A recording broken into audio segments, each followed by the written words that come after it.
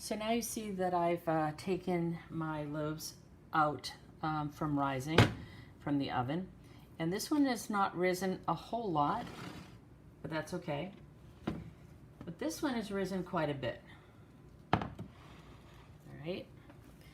And so you can see it's almost near the top. So what I'm going to do now is I am going to stretch this. And I only do one stretch, even though my recipe does call for 2 stretches. You don't have to do this step, but I like the fact it gives me more volume. So clean hands, obviously. And then you're gonna pull your dough away from the edges.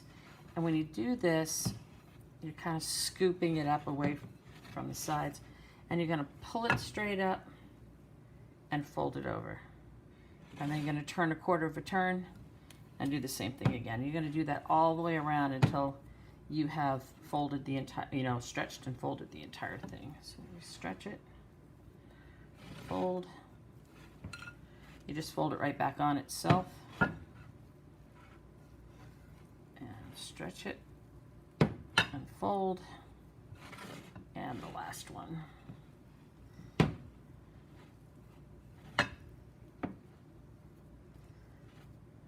Okay, and then at this point, I'm going to put this into a loaf pan.